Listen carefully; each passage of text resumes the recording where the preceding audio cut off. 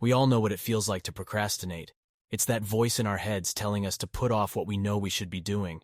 It's the feeling of dread that creeps in as the deadline looms closer.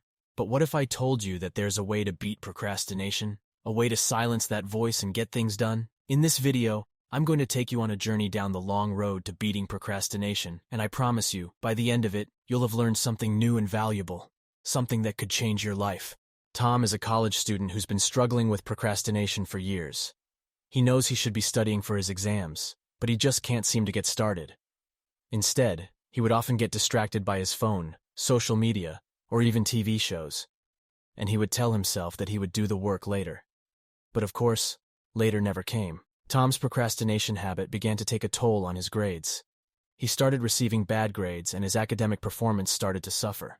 He was devastated and felt like a failure. His self-esteem was at an all-time low, and he started to doubt his ability to accomplish anything. One day, while browsing through his social media, he stumbled upon a post about a self-development book. The post mentioned how the book helped the poster beat procrastination and achieve his goals. Tom was intrigued and decided to give it a try. He went to the bookstore and bought the book. As he started to read it, he realized that the author's approach to productivity was vastly different from what he had tried before. The author didn't preach about working harder or trying to do everything at once. Instead, he focused on the importance of small changes and building habits. As Tom continued to read the book, he learned about other methods for beating procrastination and increasing productivity. He discovered the Pomodoro Technique, which involves breaking up work into focused 25-minute intervals, followed by a short break.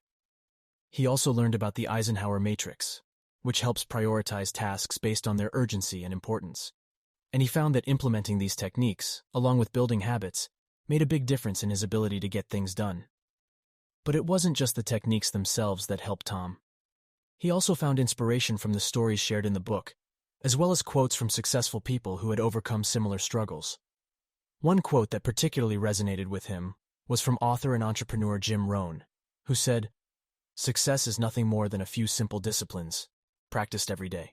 Tom realized that beating procrastination wasn't about making drastic changes overnight, but rather about making small, consistent efforts every day.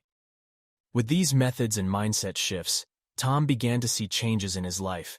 He started setting small goals for himself and working towards them consistently, and he found that the sense of accomplishment and progress he felt from completing those goals motivated him to keep going.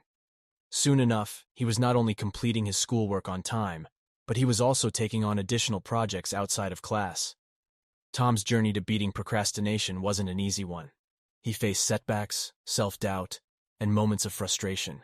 But with the right tools and mindset, he was able to overcome those obstacles and achieve success.